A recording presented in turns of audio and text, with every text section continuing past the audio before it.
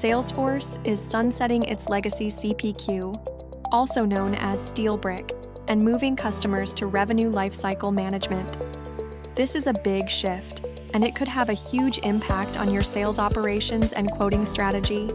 For existing Salesforce CPQ users, this shift brings real challenges such as strategic pressure to migrate before you're ready, cost increases from higher licensing and implementation fees, complex reconfiguration and retraining, and the loss of the familiar workflows your team already knows. Before you commit to RLM or another CPQ, ask yourself, will this make my quoting process more complicated? What's the true cost in time and resources? How much of my current setup will I lose? Is there a way to upgrade without starting over? Starting from scratch isn't your only option. EASA modernizes the Excel-based pricing models you already trust, turning them into secure, centralized web apps that integrate seamlessly with Salesforce.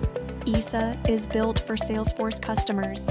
With EASA, you can preserve your existing pricing logic, keep quoting in Salesforce with no downtime, maintain compliance with version control and audit trails, and go live in weeks, not months, at a lower total cost of ownership.